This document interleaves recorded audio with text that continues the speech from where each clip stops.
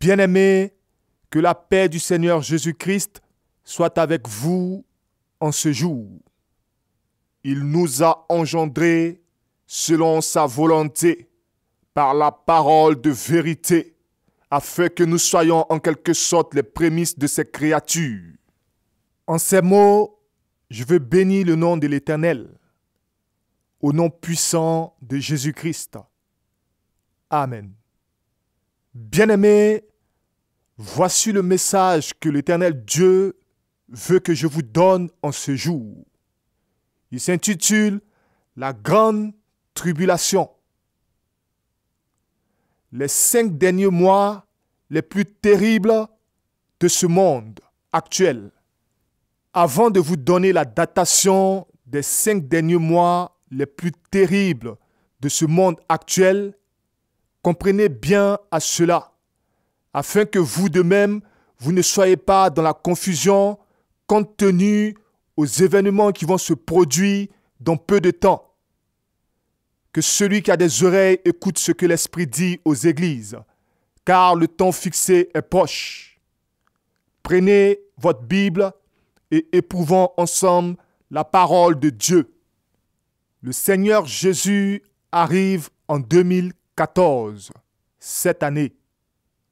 Et j'aimerais censurer pour une bonne fois pour toutes les personnes qui veulent renverser l'évangile du Christ, en disant « Nul ne sait le jour ou l'heure que le Fils de l'homme viendra ».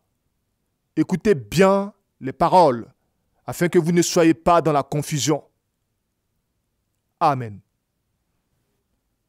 À la naissance du Seigneur Jésus-Christ, il est écrit dans le livre de Matthieu 2 au verset 1 à 5. Jésus étant né à Bethléem en Judée, au temps du roi Hérode. Voici, des mages d'Orient arrivaient à Jérusalem et dirent, « Où est le roi des Juifs qui vient de naître? Car nous avons vu son étoile en Orient et nous sommes venus pour l'adorer. » Le roi Hérode ayant appris cela, fut troublé et tout Jérusalem avec lui. Il assembla tous les principaux sacrificateurs et les scribes du peuple et il s'informa auprès d'eux où devait naître le Christ. Il lui dit, « À Bethléem en Judée, car voici ce qui a été écrit par le prophète. » Bien-aimé, je répète, car voici ce qui a été écrit par le prophète. Notamment, il est écrit dans le livre de 1 Thessaloniciens 5, au verset 20 à 21, « Ne méprisez pas les prophéties, mais examinez toutes choses, retenez ce qui est bon. » Et si donc les principaux sacrificateurs et les scribes ont examiné les Écritures pour voir le lieu de naissance du Christ, bien-aimés, vous de même, vous devez examiner les Écritures pour connaître les profondeurs de Dieu, ayant ainsi une bonne connaissance de la parole de l'Éternel, afin que vous ne soyez pas dans la confusion. Que Dieu vous bénisse. Amen. Le Seigneur Jésus arrive en 2014, cette année. Il est écrit dans le livre de Marc 13 au verset 32, « Pour ce qui est du jour ou de l'heure, personne ne le sait, ni les anges dans le ciel, ni le Fils, mais le Père seul. » D'autre part, il est écrit dans le livre des Actes des Apôtres, au premier livre, au verset 6 à 8. Alors les apôtres réunis lui demandèrent, « Seigneur, est-ce en ce temps que tu rétabliras le royaume d'Israël ?» Il leur répondit, « Ce n'est pas à vous de connaître les temps ou les moments que le Père a fixés de sa propre autorité. Mais vous recevrez une puissance, le Saint-Esprit survenant sur vous, et vous serez mes témoins. » Bien-aimés, j'aimerais m'arrêter là un instant. Mais vous recevrez une puissance, le Saint-Esprit survenant sur vous, et vous serez mes témoins. J'aimerais expliquer ici à certaines personnes qui ne comprennent pas qu'est-ce que le Saint-Esprit. Le Saint-Esprit n'est que l'Esprit de Dieu qui vient sur nous pour la première fois lorsque nous acceptons le Seigneur Jésus-Christ comme Sauveur. C'est pour cela qu'il est écrit dans le livre de 1 Pierre 4 au verset 14 que l'Esprit de Dieu repose sur vous. Romains 8 au verset 14. Car tous ceux qui sont conduits par l'Esprit de Dieu sont fils de Dieu. C'est pour cela que je peux me tenir devant vous poussé par l'Esprit de Dieu, vous parler des choses qui doivent arriver bientôt, parce que l'on est conduit et enseigné par l'Esprit Saint. 1 Corinthiens 3,16. Ne savez-vous pas que vous êtes le temple de Dieu et que l'Esprit de Dieu habite en vous? Notamment dans Philippiens 1,19, il est écrit l'Esprit de Jésus-Christ. Donc, si l'Esprit de Dieu habite en nous, c'est l'Esprit de Jésus-Christ qui habite en nous. C'est pour cela qu'il est écrit dans le livre de Galates 2 au verset 20, « Et si je vis, ce n'est plus moi qui vis, c'est Christ qui vit en moi. » Oui, c'est l'Esprit de Dieu qui vit en moi, qui habite en moi. Donc Jésus-Christ est Dieu, parce qu'il habite en moi. Notamment dans le livre d'Apocalypse 2 au verset 29, quand la parole de Dieu nous dit que celui qui a des oreilles entende ce que l'Esprit dit aux églises, le mot « l'Esprit » ici relève de la personne de Dieu. Parce que dans le livre de Jean 4 au verset 24, Dieu est Esprit. En d'autres termes, ces paroles signifient que celui qui a des oreilles entende ce que Dieu dit aux églises. Parce que Dieu est l'Esprit. Parce qu'il y a un seul Esprit et un seul Dieu. Parce que Dieu est Esprit. C'est pour cela qu'il est écrit dans le livre d'Apocalypse 19 au verset 10, « Jésus est l'Esprit de la prophétie. » Donc, en d'autres termes, Jésus est le Dieu de la prophétie. Parce que le mot « esprit » signifie Dieu. Parce que Dieu est esprit. Oui, bien-aimé, Jésus-Christ est le Dieu de la prophétie. Il y a un seul Dieu, Jésus-Christ. J'aimerais éclairer ici ceux qui doutent de la divinité de Jésus-Christ comme l'unique et le seul vrai Dieu. Celui qui dit que Jésus-Christ n'est pas Dieu a un démon en lui. Car voici ce qu'il est écrit dans le livre d'Apocalypse 19 au verset 13. Son nom est la parole de Dieu. Oui, bien-aimé, son nom est la parole de Dieu. Quand vous dites, la parole de Dieu nous dit dans le livre d'Exode 3 au verset 9, pourtant vous l'avez dit, la parole de Dieu nous dit dans le livre d'Exode. Qui est la parole de Dieu qui dit dans le livre d'Exode? N'est-ce pas Jésus-Christ qui est la parole de Dieu qui dit dans le livre d'Exode? Ainsi vous dites, la parole de Dieu dit dans le livre d'Exode 3 au verset 9, vous êtes engagé. Vous dites que c'est la parole de Dieu qui dit dans le livre d'Exode. Donc c'est Jésus-Christ qui dit dans le livre d'Exode 3 au verset 9, « Voici, les cris d'Israël sont venus jusqu'à moi, et j'ai vu l'oppression que leur font souffrir les Égyptiens. » C'est la parole de Dieu qui dit dans le livre d'Exode. Donc Jésus-Christ qui dit cette parole. Et quand vous dites encore que la parole de Dieu nous dit dans le livre d'Exode 3 au verset 10, pourtant vous l'avez dit, c'est la parole de Dieu qui dit dans le livre d'Exode 3 au verset 10. Qui est la parole de Dieu? N'est-ce pas Jésus-Christ? Donc vous êtes en train de dire, la parole de Dieu nous dit, c'est-à-dire Jésus-Christ nous dit dans le livre d'Exode 3 au verset 10, « Maintenant, va, je t'enverrai auprès de Pharaon, et tu feras sortir d'Égypte mon peuple, les enfants d'Israël. » Ainsi, Moïse eut foi en la parole de Dieu et alla en Égypte. Qu'est-ce que la parole de Dieu? N'est-ce pas Jésus-Christ? Donc ainsi, Moïse eut foi en Jésus-Christ et alla en Égypte. C'est pour cela la parole de Dieu nous dit dans le livre de Romains 10 au verset 17, « Ainsi la foi vient de ce qu'on entend. Et ce qu'on entend vient de la parole de Christ. » Donc Moïse eut foi de ce qu'il a entendu, la parole de Christ. Et quand vous dites encore que la parole de Dieu nous dit dans le livre d'Exode 3 au verset 6, « Je suis le Dieu de ton père, le Dieu d'Abraham, le Dieu d'Isaac et le Dieu de Jacob. » Pourtant vous l'avez dit. La parole de Dieu dit, « Je suis le Dieu de ton père. » Qui est donc la parole de Dieu? N'est-ce pas Jésus-Christ? Donc vous dites, la parole de Dieu, c'est-à-dire Jésus-Christ dit, je suis le Dieu de ton père. Je suis le Dieu d'Abraham, Isaac et de Jacob. Donc c'est Jésus-Christ qui parle à Moïse. La parole de Dieu dit à Moïse. C'est ainsi que les prophètes ont prophétisé. Jérémie 1 au verset 4 à 5. Jérémie 1 au verset 11. Ézéchiel 7 au verset 1. Zacharie 6 au verset 9. Ésaïe 38 au verset 4. Jonas 1 au premier verset. 1 Roi 21, 17. Agé 2 au verset 20.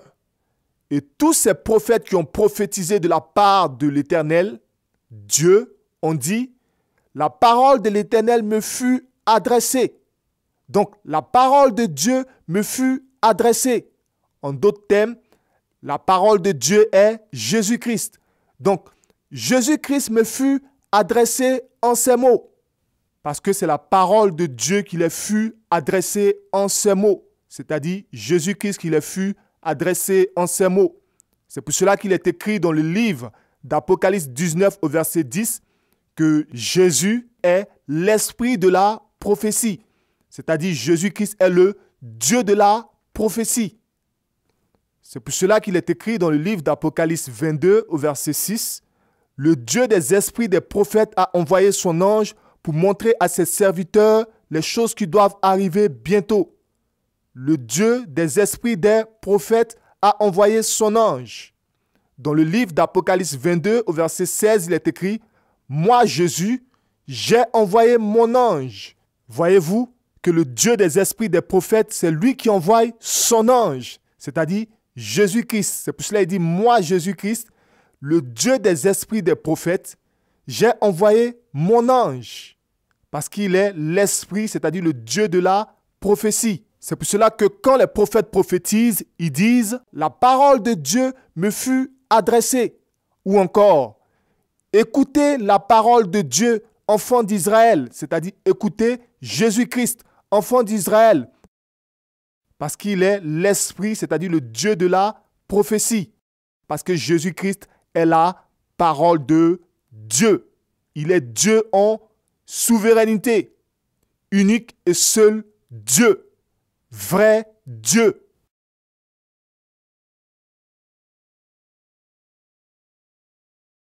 Si donc quelque personne qu'elle soit, par exemple un musulman, vient vous dire que le Coran, c'est la parole de Dieu, posez-lui cette question. Pourquoi la parole de Dieu, c'est-à-dire Jésus-Christ, est établie en tant qu'un simple prophète dans le livre qu'il prétend appartenir à Jésus-Christ? Parce qu'il a dit, le Coran, c'est la parole de Dieu, c'est-à-dire Jésus-Christ. Ainsi, si une personne se faisant passer pour un enfant de Dieu, vénère à vous dire que depuis le premier livre, c'est-à-dire Genèse, jusqu'au dernier livre, c'est-à-dire Apocalypse, cela est la parole de Dieu et qu'il nie la divinité de Jésus-Christ, dites-lui, qu'est-ce que dit la parole de Dieu dans le livre de Genèse?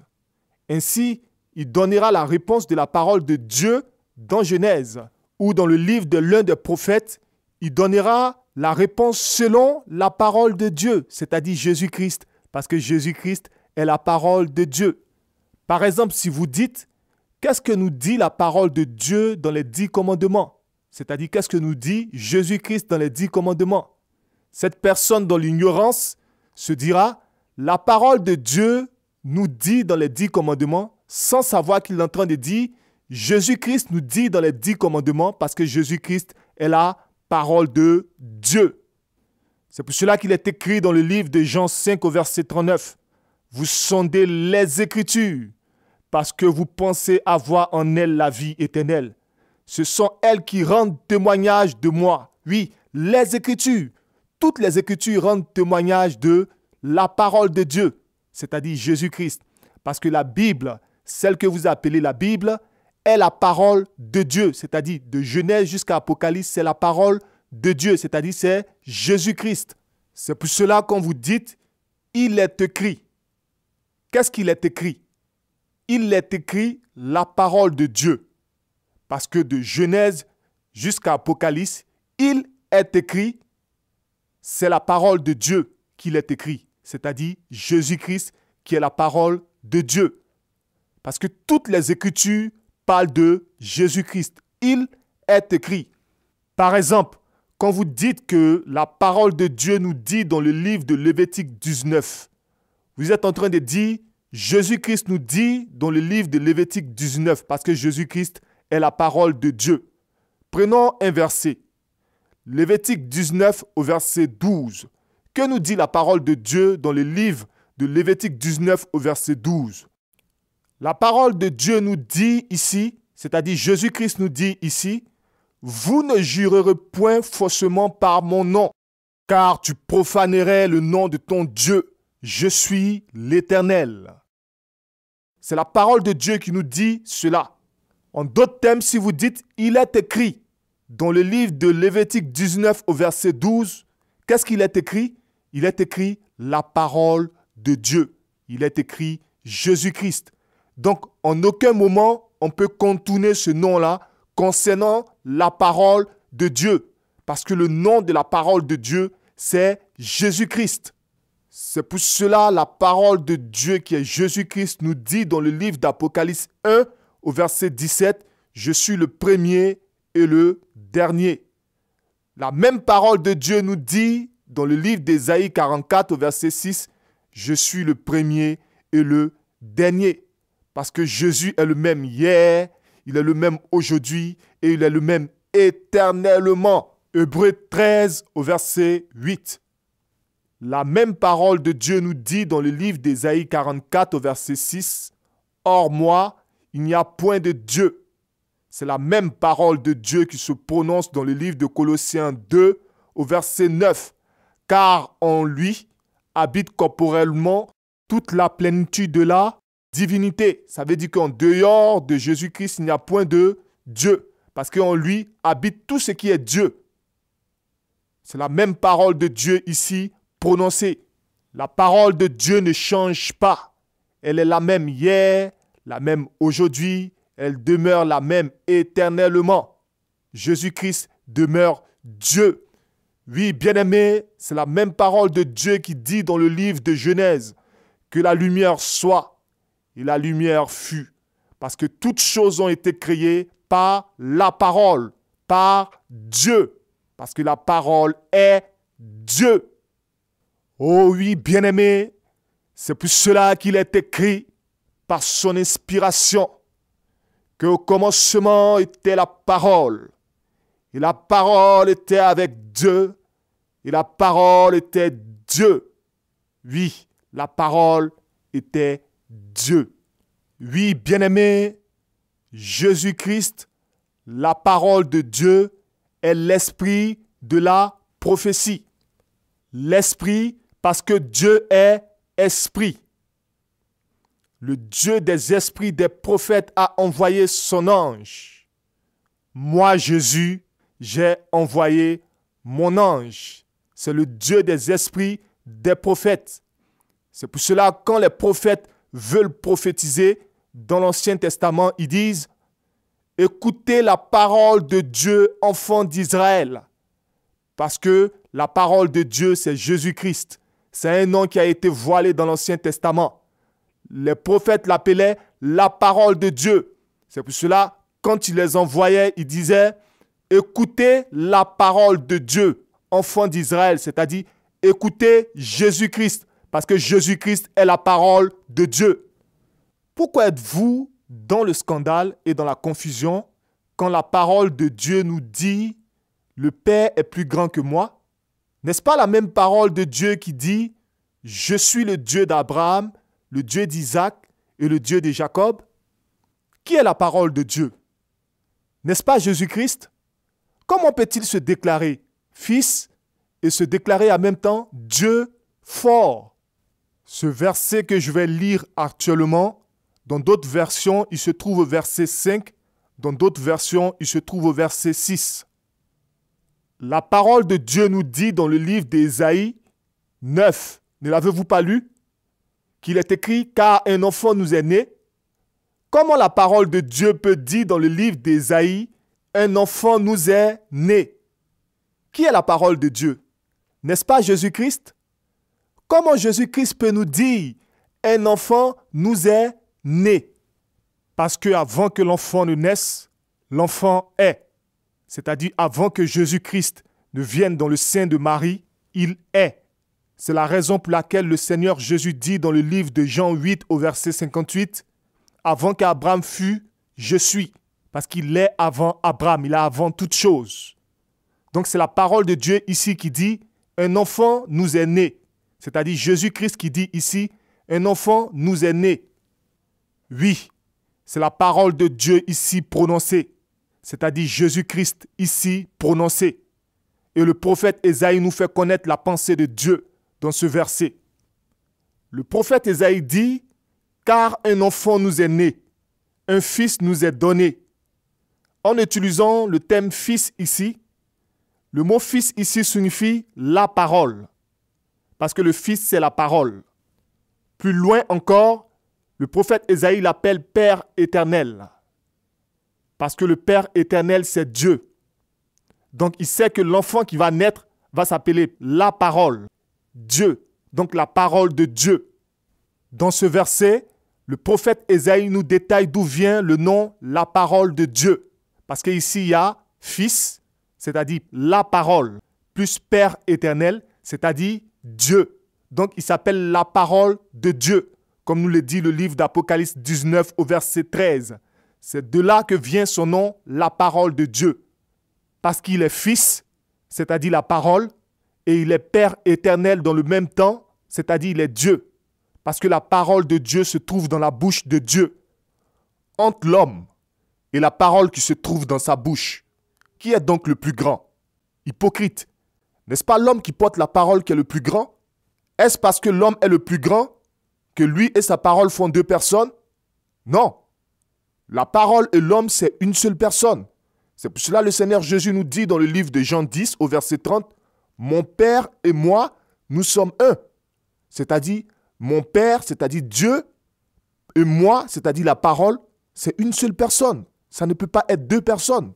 Il est aussi écrit que la parole est esprit et vie. Ne l'avez-vous pas lu? Que Dieu est esprit. Et si donc il est écrit que la parole est Dieu, pourquoi êtes-vous dans la folie et dans le scandale? Parce que la parole est esprit et Dieu est esprit. Donc la parole est Dieu. Y a-t-il deux esprits? Non. Selon Corinthiens, il y a un seul esprit. Alors, pourquoi vous dites que la parole et Dieu, c'est deux personnes? C'est une seule personne, un seul esprit, une seule parole qui est esprit. Dieu est esprit. Donc la parole est Dieu. La parole est une idée exprimée. Ne l'avez-vous pas lu dès le commencement qu'il est écrit? Dieu dit que la lumière soit. Dieu dit qu'il y ait une étendue entre les eaux. Dieu dit que la terre produise de la verdure. Parce que Dieu exprime la parole. Est-ce parce que Dieu exprime la parole créatrice que la parole et Dieu sont deux personnes? Non. Dieu est un seul à la création. Il est unique. Sa parole se trouve auprès de lui dans sa bouche. C'est pour cela qu'il est écrit dans le livre des Psaumes 33 au verset 6. Ne l'avez-vous pas lu? Qu'il est écrit, « Les cieux ont été faits par la parole de Dieu et toute leur armée par le souffle de sa bouche. » Qui est donc la parole de Dieu? N'est-ce pas Jésus-Christ? Les cieux ont été faits par la parole de Dieu. Une seule personne, Jésus-Christ. C'est pour cela qu'il est écrit dans le livre d'Ésaïe 44, au verset 24, « Ainsi parle l'Éternel, ton Rédempteur, celui qui t'a formé dès ta naissance. Moi, l'Éternel, j'ai fait toutes choses. Seul, j'ai déployé les cieux. Seul, j'ai étendu la terre. » Oui, parce que toutes choses ont été faites par la parole de Dieu qui se trouve dans la bouche de Dieu. Comme nous le dit le livre de Psaume 33 au verset 6. Dieu est seul et sa parole se trouve dans sa bouche. C'est avec la parole de Dieu qui se trouve dans sa bouche que Dieu a créé toutes choses dès le commencement en s'exprimant. C'est pour cela qu'il est écrit dans le livre de Jean 1 au verset 3. « Toutes choses ont été faites par elle, et rien de ce qui a été fait n'a été fait sans elle. » L'homme est sa parole qui se trouve dans sa bouche. Qui est donc le plus grand? Hypocrite. N'est-ce pas l'homme qui porte la parole qui est le plus grand? Et si donc il est écrit dans le livre de Jean 14 au verset 28, « Le Père est plus grand que moi », le Père n'est-il pas le Père éternel? Moi, ici, n'est-il pas le Fils, la parole? Est-ce deux personnes? Non, une seule personne, car ces paroles sont esprit et vie et sont proverbiales. Dieu parle en parabole et il enseigne en parabole. Le Père éternel et moi, c'est-à-dire Dieu et sa parole, font un. C'est une seule personne. C'est pour cela que le prophète Ésaïe dit, on l'appellera, c'est-à-dire une seule personne portera l'appellation de Fils, c'est-à-dire la parole, et Père éternel, c'est-à-dire Dieu, parce que la parole se trouve dans la bouche de Dieu. C'est une seule personne. C'est pour cela qu'il est écrit dans le livre de Proverbes 8 au verset 30, « J'étais un ouvrier auprès de mon Père ». Ces paroles sont proverbiales, c'est pour cela qu'elles se retrouvent dans le livre de Proverbes. Ne comprenez-vous pas cela? Et si donc il est écrit dans le livre de Proverbes 8 au verset 30 que la parole était auprès de Dieu, et qu'il est écrit dans le livre de Jean 1 au premier verset que la parole était Dieu, y a-t-il un Dieu auprès de Dieu? Y a-t-il un petit Dieu auprès de Dieu? Dites-moi donc pourquoi il est écrit dans le livre de Deutéronome 32 au verset 39, « Sachez donc que c'est moi qui suis Dieu et qu'il n'y a point de Dieu auprès de moi. » Il n'y a point de Dieu auprès de Dieu. La parole de Dieu se trouve dans la bouche de Dieu et c'est une seule personne. Dieu et sa parole font un. Mon Père et moi, nous sommes un. Ces paroles sont proverbiales et sont enseignées en parabole. C'est pour cela qu'à la création, Dieu dit que la lumière soit. Dieu dit, Dieu continue de dire jusqu'à la création de l'homme. Dieu dit, faisons l'homme à notre image. Le résultat, est-il deux personnes ou une seule personne? Le résultat est une seule personne, Adam. C'est pour cela qu'il est écrit, Dieu créa l'homme à son image. Le résultat, c'est une seule personne, Adam. Bien vrai que Dieu a dit, faisons l'homme à notre image. Mais il est écrit à la fin, Dieu a créé l'homme à son image. L'image de Dieu, c'est l'homme. L'image de Jésus-Christ, c'est la parole. La parole se trouve dans la bouche de l'homme. La parole n'est pas plus grande que l'homme. L'homme est plus grand que la parole. Mais la parole et l'homme, c'est une seule personne. L'homme est être et il parle. Ils sont un, lui et sa parole. C'est pour cela que Dieu dit, faisons l'homme à notre image. Mais Dieu est un dès le commencement et il est unique, il est seul dès le commencement. Ne savez-vous pas que la parole naît par celui qui ouvre la bouche et qui parle? Et que là où il y a naissance, on parle de fils, on parle d'enfant. Donc la parole, si elle naît par celui qui ouvre la bouche et qui parle, celui qui ouvre la bouche fait naître la parole, donc fait naître son fils. Et que l'homme et sa parole, c'est la même personne. Ne comprenez-vous pas cela? Si donc la parole naît par celui qui ouvre la bouche et qui parle, si donc il y a naissance, donc il y a enfant. Dieu introduit son premier-né dans le monde. Dieu dit que la lumière soit. Donc, la parole de Dieu a été introduite dans le monde et la lumière fut. La parole de Dieu a été engendrée par celui qui parle. La parole de Dieu se trouve dans la bouche de Dieu. Et la parole n'est pas plus grande que Dieu. La parole se soumet à Dieu. La parole de Dieu ne retourne pas à Dieu sans avoir été accomplie. Dieu veille sur sa parole pour l'exécuter. La parole est inférieure à Dieu. Le Fils est donc la soumission. Donc la parole de Dieu qui sort de la bouche de Dieu se soumet à Dieu. Nous nous soumettons à la parole de Dieu. La parole est notre chef. Mais la parole et Dieu, c'est une seule personne. C'est pour cela que quand Dieu crée le ciel et la terre, Dieu dit, vous ne voyez pas Dieu, mais vous entendez Dieu. Donc Dieu devient la parole parce que vous l'entendez. Et encore, les prophètes disent, écoutez la parole de Dieu, enfants d'Israël. La parole de Dieu me fut adressée. Parce qu'ils ne voient pas Dieu, mais ils entendent Dieu. C'est pour cela qu'ils savent que c'est la parole de Dieu et qu'ils disent, écoutez la parole de Dieu. Donc Dieu est donc la parole. Parce qu'il y a un seul créateur et Dieu crée toutes choses par la parole qui sort de sa bouche. La parole engendrée par Dieu qui sort de sa bouche. La parole qui naît par l'expression de Dieu qui sort de sa bouche. Donc la parole devient fils, la parole obéit à Dieu, la parole ne retourne pas à Dieu sans avoir été accomplie, la parole est vivante, la parole est esprit, Dieu est esprit, la parole est vivante, Dieu est vivant, la parole est Dieu, la parole est Jésus-Christ. Dieu, voici une révélation que je vous fais. Et cela n'est pas un hasard.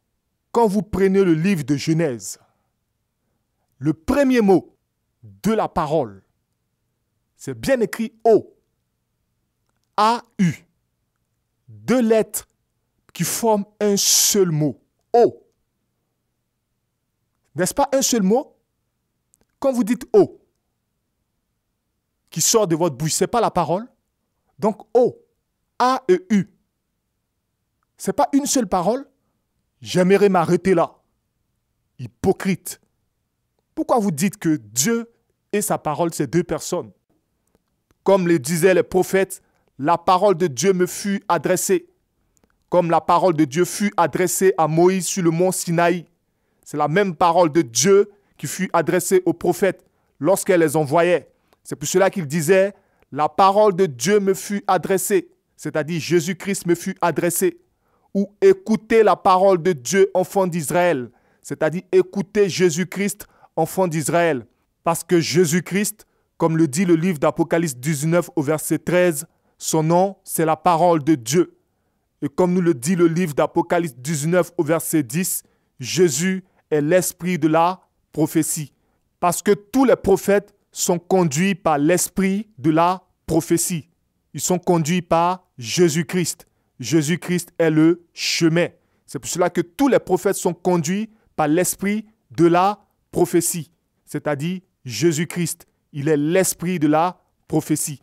C'est pour cela que quand les prophètes sont envoyés par la parole de Dieu, c'est-à-dire par Jésus-Christ, ils disent écoutez la parole de Dieu, c'est-à-dire écoutez Jésus, parce que Jésus est l'esprit de la prophétie. Toutes les prophéties que vous entendez dans la Bible, depuis l'Ancien jusqu'au Nouveau Testament, auquel vous mettez votre foi, viennent de Jésus-Christ. C'est pour cela qu'il est écrit, la foi vient de ce qu'on entend, et ce qu'on entend vient de Christ. Parce que toutes les prophéties auxquelles vous mettez votre foi viennent de Christ. C'est pour cela qu'il est l'esprit de la prophétie. Jésus est l'esprit de la prophétie. Oui, le Dieu de la prophétie. C'est pour cela, ne soyez pas dans la confusion quand il dit « Le Père est plus grand que moi ». Parce qu'il est le Père, il est en même temps le Fils. C'est pour cela, quand nous lisons le livre de Nombre 15, au verset 41, la parole de Dieu, c'est-à-dire Jésus-Christ, qui est Fils, dit, c'est-à-dire la parole de Dieu dit, « Je suis l'Éternel, votre Dieu ». Oui, parce que c'est la parole de Dieu qui dit ça. Je suis l'Éternel, votre Dieu. Comment la parole de Dieu peut dire « Je suis l'Éternel, votre Dieu » ? Parce qu'il est le Père et il a en même temps le Fils. Parce que c'est la parole de Dieu qui dit cela. La parole de Dieu n'est que Jésus-Christ. Donc, tous les prophètes qui ont prophétisé, disant « La parole de Dieu me fut adressée en ces mots », et ceux qui ont prophétisé, qui ont dit « Écoutez la parole de Dieu, enfant d'Israël », dans l'Ancien Testament, étaient en train de dire « Écoutez Jésus-Christ, enfant d'Israël », parce que son nom, c'est la parole de Dieu. Il est le même hier, aujourd'hui et éternellement. Mais les prophètes prophétisants ne savaient pas encore son nom. C'est pour cela qu'il disait « La parole de Dieu me fut adressée ».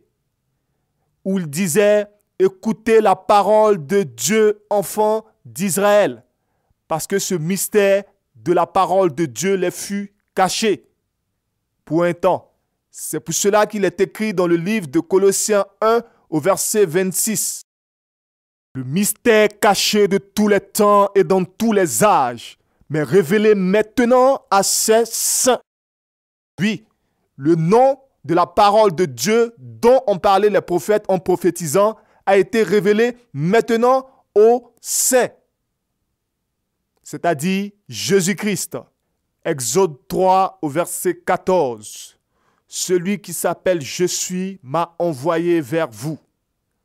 Le nom Je suis, Yahvé, Jéhovah a été donné aux hommes. Cela est vrai. Le nom El Shaddai a été donné aux hommes. Le nom Elohim a été donné aux hommes. Le nom Shama a été donné aux hommes.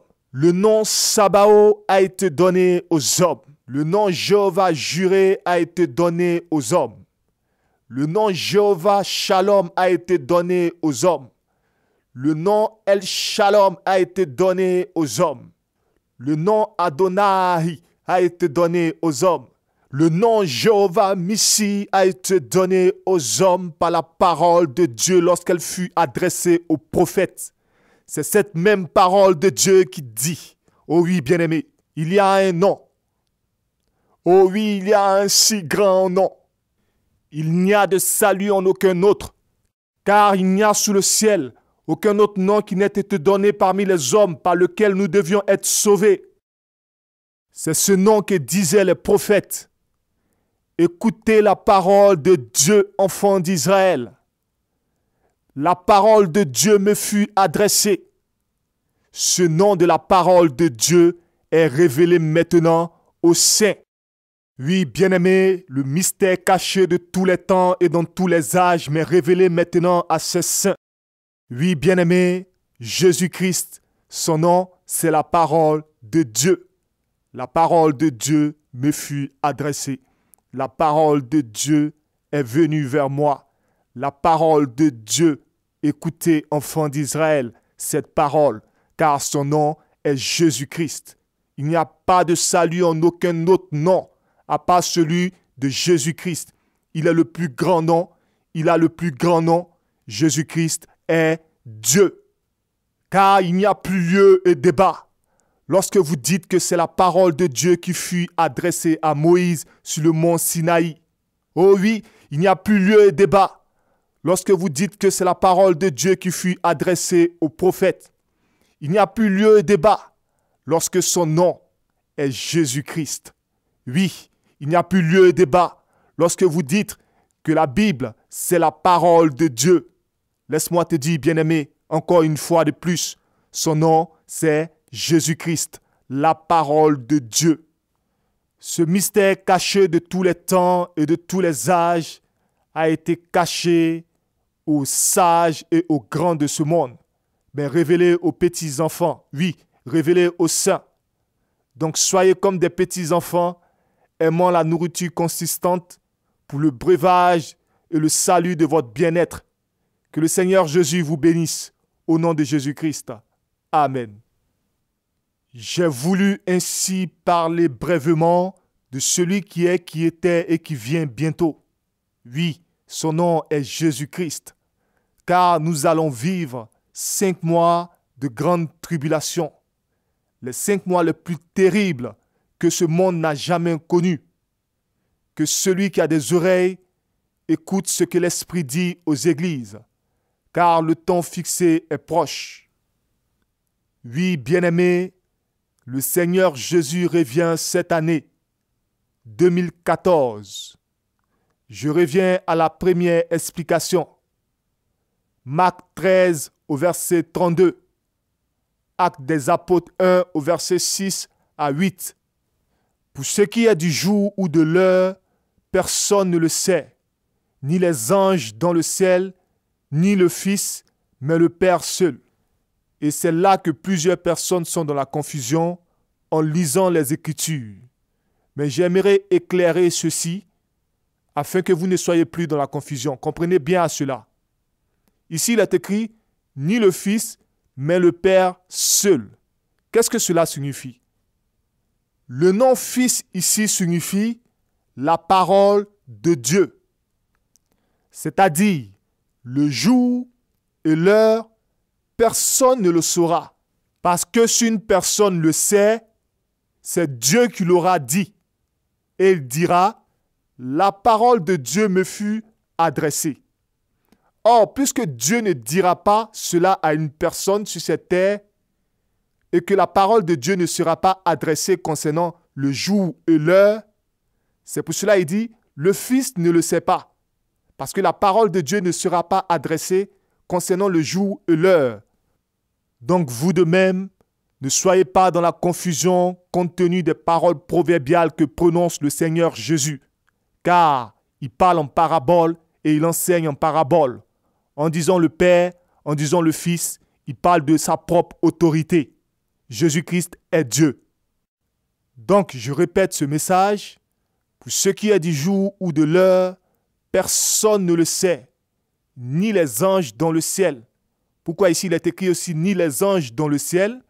Parce que les anges sont les messagers de Dieu. Quand Dieu parle, les anges transportent la parole jusqu'à l'homme. Donc c'est pour ça qu'on dit ni les anges, parce que Dieu ne parlera pas concernant le jour et l'heure. C'est pour cela que les anges ne le savent pas. Ni le Fils, parce que Dieu ne parlera pas. Il conservera sa parole concernant le jour et l'heure, parce que la parole est Dieu. D'autre part, il est écrit dans le livre des Actes des Apôtres, au premier livre, au verset 6 à 8. Alors les apôtres réunis lui demandèrent, « Seigneur, est-ce en ce temps que tu rétabliras le royaume d'Israël ?»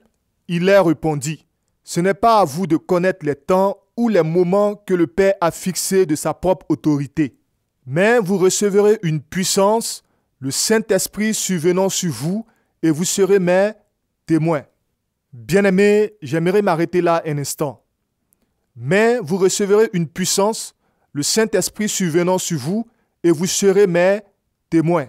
Écoutez la parole de Dieu dans le livre de Jean 16 au verset 12 à 13. Donc Dieu dit, « J'ai encore beaucoup de choses à vous dire, mais vous ne pouvez pas les porter maintenant. Quand le Consolateur sera venu, l'Esprit de vérité, il vous conduira dans toute la vérité, car il ne parlera pas de lui-même, mais il dira tout ce qu'il aura entendu, et il vous annoncera les choses à venir. » Ici, le mot « entendu » est révélateur. Qu'est-ce que l'on entend? L'on entend la parole de Dieu. Et d'où vient la parole de Dieu? La parole de Dieu sort de Christ. Parce que la parole de Dieu, c'est Jésus-Christ. C'est pour cela qu'il est écrit que le Saint-Esprit, c'est l'Esprit de Dieu. Et puisque Jésus-Christ est Dieu, il est écrit l'Esprit de Christ. C'est pour cela ici, il est écrit l'Esprit de vérité. Oui, Jésus-Christ est la vérité. Donc l'Esprit de Christ, il vous conduira dans toute la vérité, c'est-à-dire dans toute la parole de Dieu, c'est-à-dire Jésus-Christ. Le verbe conduire ici conjugué au futur est révélateur, car il est écrit dans le livre de Romains 8 au verset 14. Car tous ceux qui sont conduits par l'Esprit de Dieu sont fils de Dieu. Et si donc ici il est écrit l'Esprit de vérité, Jésus-Christ est la vérité. Donc l'Esprit de Jésus-Christ, il vous conduira. Donc l'Esprit de Jésus-Christ nous conduira. Donc si nous sommes conduits par l'Esprit de Jésus-Christ, Jésus-Christ est Dieu. Et que cela ne vous étonne s'il est écrit dans le livre de Jean 1 au verset 1 que la parole est Dieu. Parce que nous sommes conduits par la parole. Celui qui est conduit par la parole, il est conduit par Dieu. Parce que la parole est Dieu. Ne vous étonnez pas aussi s'il est écrit dans le livre d'Ésaïe 9 à partir du verset 6 que la parole est Père éternel. Parce que nous sommes fils de Père éternel, c'est-à-dire nous sommes fils de Dieu, de la parole. Jean 6 au verset 63, la parole est esprit et vie.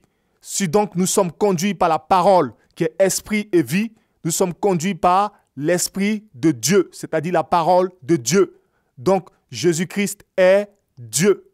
Nous sommes conduits par l'Esprit de Dieu, nous sommes fils de Dieu, parce que nous avons été engendrés tous par la parole de Dieu, c'est-à-dire Jésus-Christ. Vous pouvez vérifier cela dans le livre de Jacques 1 au verset 18, car nous sommes engendrés par la parole de Dieu. Donc nous sommes fils de la parole, c'est-à-dire Jésus-Christ, le seul, unique et Père éternel. Ésaïe 9 au verset 6.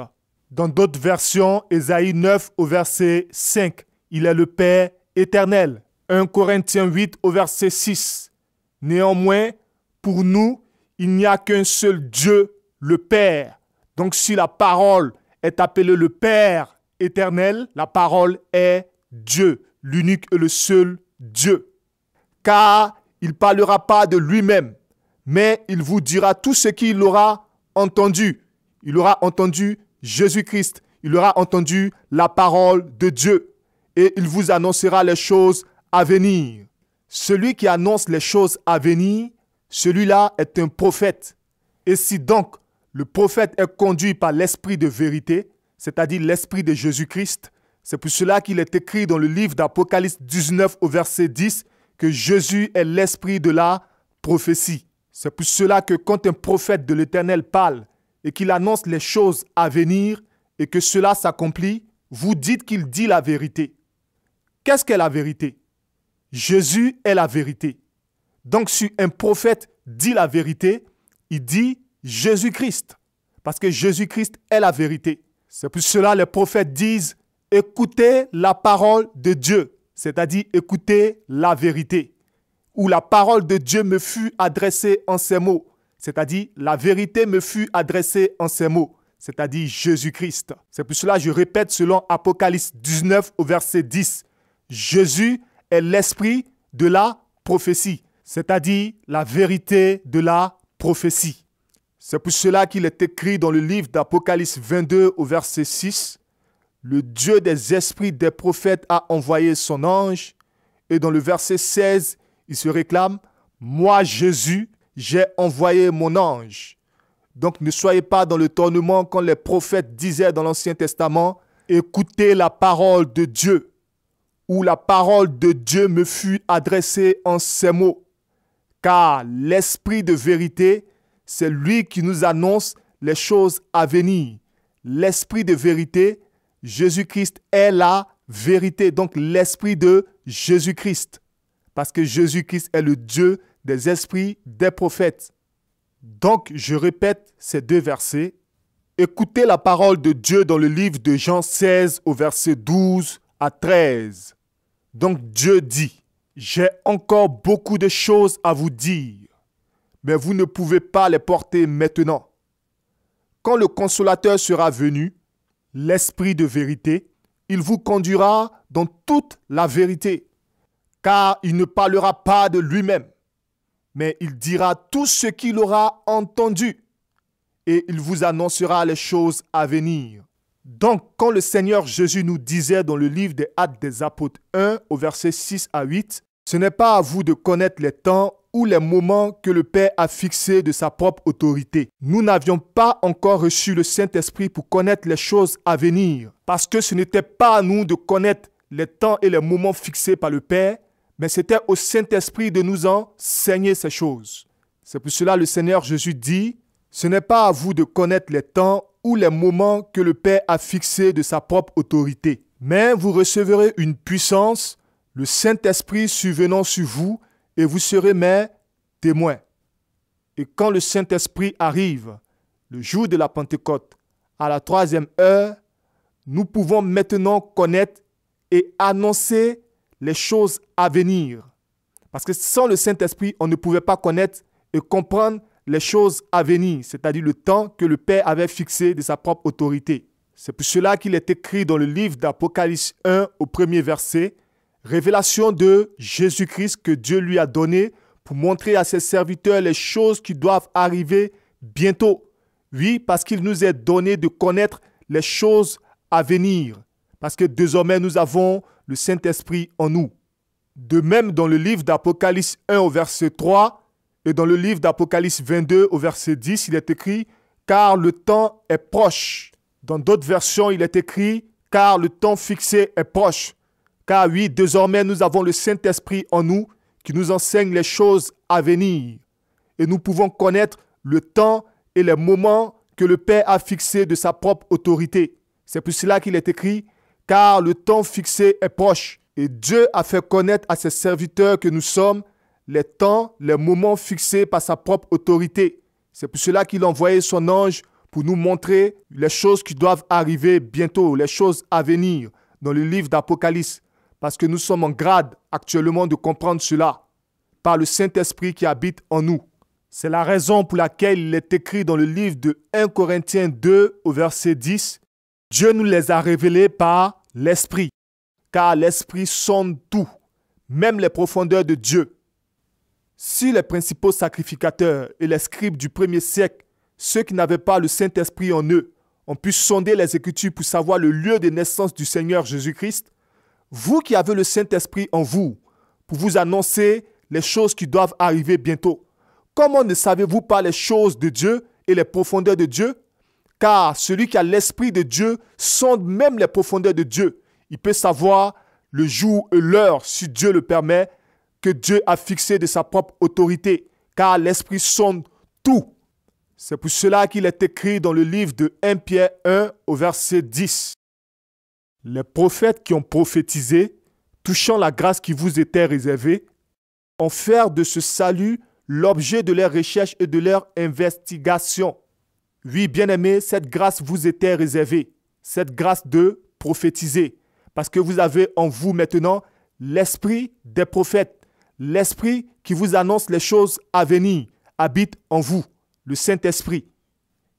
Oui, bien-aimés, car celui qui a l'esprit qui annonce les choses à venir en lui, c'est-à-dire le Saint-Esprit, celui-là a l'esprit des prophètes. Car les prophètes, c'est eux qui annoncent les choses à venir. Maintenant que nous avons l'Esprit de Dieu en nous, qui sonde tout, même les profondeurs de Dieu, oui, bien-aimés, même les pensées de Dieu, comment certains enfants de Dieu parmi nous peuvent-ils dire encore de nos jours que nul ne sait le temps fixé par Dieu, alors que vous avez la pensée de Dieu en vous? L'esprit de vérité que ce monde n'a pas est en vous. C'est l'esprit de vérité qui vous annonce les choses à venir, faisant en vous des prophètes. Dieu ne fait rien, oui bien-aimés, sans que ses prophètes ne sachent. Parce que la prophétie, c'est pour les croyants. Les enfants de Dieu sont les prophètes, car l'esprit des prophètes repose en eux.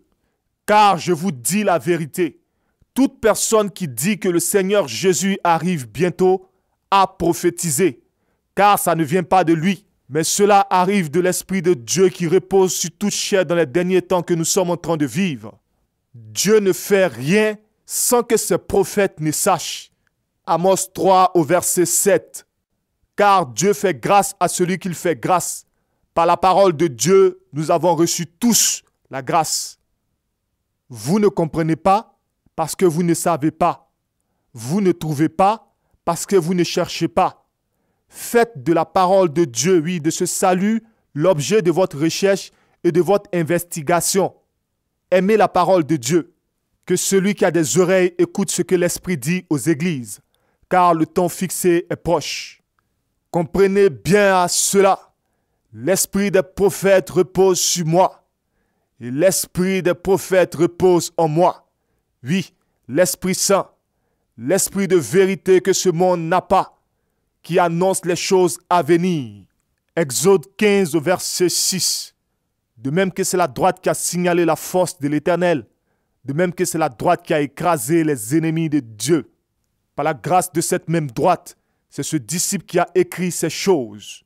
Par la grâce de cette même droite, c'est ce disciple qui parle des choses qu'il a écrites. Mon nom à moi, c'est Jean, et je te parle du livre d'Apocalypse. Car je fus ravi au jour du Seigneur. Oui, bien-aimés, les 5 derniers mois les plus terribles de ce monde actuel. Que celui qui a des oreilles, qu'il entende ce que l'Esprit dit aux églises, car le temps fixé est proche. Bien-aimés, écoutez la parole de Dieu. Le livre d'Apocalypse est fait de calculs. C'est pour cela qu'il est écrit un temps, des temps et la moitié d'un temps. D'autre part, il est écrit 1260 jours. Et celui qui ne calcule pas en lisant le livre d'Apocalypse ne pourra jamais le comprendre. C'est pour cela même qu'il est écrit dans le livre d'Apocalypse 13 au verset 18. C'est ici la sagesse, que celui qui a de l'intelligence calcule le nombre. Oui, bien-aimé, car il m'a été donné de calculer et de mesurer. Je ne le fais pas de ma propre dépendance, mais je le fais de l'autorité dont je dépends, à savoir Christ. Que celui qui a des oreilles, qu'il écoute ce que l'Esprit dit aux églises, car le temps fixé est proche. Écoutez très bien. À ceux qui suivent ce message jusqu'à actuellement, je vous avais dit que c'est à partir d'une nation que Dieu va libérer l'humanité. Selon qu'il est écrit dans le livre de Daniel et dans le livre d'Apocalypse que nous avons déjà vu. Je vous ai même donné le nom de ce pays. C'est le pays que l'on appelle la Côte d'Ivoire, mais qui n'est pas en réalité son vrai nom, car l'Éternel lui donnera un nouveau nom, comme il est écrit dans le livre du prophète Ésaïe, Ésaïe 62 au verset 2. Il faudrait que ce pays porte un ancien nom, afin que Dieu lui donne un nouveau nom. C'est pour cela que pour le moment, il s'appelle la Côte d'Ivoire. Je vous ai aussi révélé les habitants qui habitent dans ce pays que l'on appelle la Côte d'Ivoire, selon Marc 9 au verset 1. Selon le livre des Cantiques de Salomon au premier livre au verset 5 à 6. Et selon Apocalypse 11 au verset 1. Je vous ai aussi révélé par le livre d'Apocalypse 12 les événements qui se sont produits dans ce pays que l'on appelle la Côte d'Ivoire, car cela était écrit d'avance. Car la Côte d'Ivoire, c'est la Nouvelle Jérusalem. Écoutez très bien. J'avais dit que la première crise qu'a connue la Côte d'Ivoire a duré 9 ans, de 2002 jusqu'à 2011, afin que s'accomplisse ce verset qui dit « Elle était enceinte et elle criait étant en travail et dans les douleurs de l'enfantement. » Parce que quand une femme est en travail et dans les douleurs de l'enfantement, c'est-à-dire qu'elle est arrivée au 9e mois de sa grossesse, car le chiffre 9 ici correspondant à la fin de la première crise ivoirienne. Je vous ai aussi révélé le temps que Dieu a fixé pour l'exil dans le livre d'Apocalypse 12 au verset 6, c'est-à-dire 1260 jours, qui correspondent à 3 ans et demi. Donc, de 2002 à 2011, cela fait 9 ans. 9 ans pour l'enfantement. 9 ans, plus les 1260 jours qui font 3 ans et demi, nous arrivons à l'année 2014. C'est l'année du Seigneur, l'année où le Seigneur Jésus revient. Je vous ai aussi dit, de 2002 à 2014, cela fait 12 ans. 12 ans afin que la femme d'Apocalypse 12, qui représente la Côte d'Ivoire, reçoive sa grâce après 12 ans de perte de sang, comme la femme de Matthieu 9 au verset 20. Toutes ces dates ne sont pas anodines, mais elles sont éprouvées, comme il est répété dans le livre de Daniel 7 au verset 25 à 28. Dieu a donné 3 ans et demi pour la restauration du peuple des saints par le retour du Seigneur Jésus-Christ. Donc, retournons aux 3 ans et demi. La première crise qu'a connue la Côte d'Ivoire a pris fin en avril 2011, avril 2012, avril 2013, avril 2014. Cela fait 3 ans. Demi étant 6 mois, mai, juin, juillet, août, septembre, octobre. Oui, bien-aimés, le mois d'octobre est le mois à partir duquel le Seigneur Jésus vient pour juger les nations. Le Seigneur Jésus revient pour juger les vivants et les morts et donner à chacun selon son œuvre. À partir du mois d'octobre, il rentre en jugement avec les nations. Bien-aimés, le mois d'octobre Le mois d'octobre est un mois d'atmosphère hivernale. C'est le mois à partir duquel on change l'heure de l'été à celui de l'hiver. C'est un mois à caractère hivernal et cela n'est pas un hasard. Matthieu 24 au verset 20. Priez pour que votre fuite n'arrive pas en hiver ni un jour de sabbat. Je répète ce verset 3 fois pour vous ouvrir l'intelligence. Priez pour que votre fuite n'arrive pas en hiver ni un jour de sabbat. Priez pour que votre fuite n'arrive pas en hiver ni un jour de sabbat. Priez pour que votre fuite n'arrive pas en hiver ni un jour de sabbat. Le sabbat étant le jour du Seigneur. Le sabbat, c'est le jour de Dieu. Donc de grâce, arrêtez de dire maintenant, nul ne sait le temps fixé par Dieu, car Dieu ne fait rien sans que ses prophètes ne sachent. Amos 3 au verset 7. À vous de l'aimer et de le rechercher, car Dieu se laisse trouver par celui qui le cherche, et Dieu fait grâce à celui qu'il fait grâce. Exode 33 au verset 19. Nous avons trouvé ici le mot hiver qui correspond au temps, et nous avons trouvé le jour du Seigneur. C'est pour cela que nous faisons les deux comptes. Nous arrivons dans le mois d'octobre, le mois à caractère hivernal, et cela est déjà écrit. À partir du mois d'octobre, que celui qui a des oreilles qu'il entende ce que l'Esprit dit aux églises. À partir du mois d'octobre, Dieu rentre dans l'assemblée de Dieu pour juger les dieux. À partir du mois d'octobre, ce monde actuel va vivre les 5 mois les plus périlleux de son existence. À partir du mois d'octobre, ce monde actuel va vivre les 5 mois les plus catastrophiques de son existence. Je répète, à partir du mois d'octobre, ce monde actuel va vivre les 5 mois les plus dangereux, les 5 mois les plus terribles, les 5 mois les plus périlleux de son existence.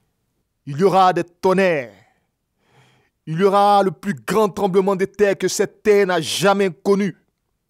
Il y aura des pluies de feu. Il y aura des phénomènes terribles que ce monde n'a jamais connus. Car Dieu revient par Jésus-Christ juger l'humanité. Il y aura des pleurs et des cris, ainsi que des lamentations. Il y aura des morts en grand nombre, du sang mêlé à du feu. Ainsi les villes des nations tomberont. Oui, bien-aimés, écoute, à partir du mois d'octobre, ce monde va vivre les 5 mois les plus difficiles qu'il n'a jamais connus. Oh oui, je te dis la vérité, car je suis ravi en esprit au jour du Seigneur. Ce jour grand et terrible, ce jour redoutable, ce jour solennel. Oh oui, écoute bien-aimé, donne ta vie au Seigneur Jésus-Christ, afin que ta famille et toi soient sauvés.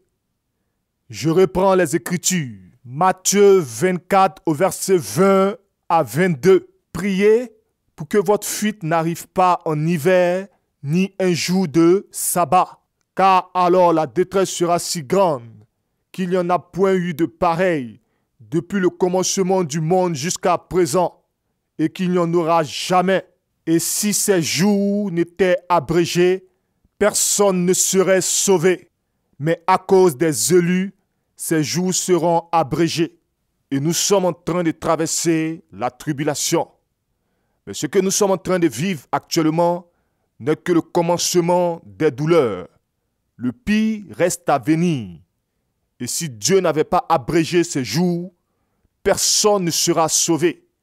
Mais à cause des élus, Dieu a abrégé ces jours. Oui, bien-aimés, nous sommes qu'au commencement des douleurs. À partir du mois d'octobre 2014, car le Seigneur Jésus revient pour juger les nations.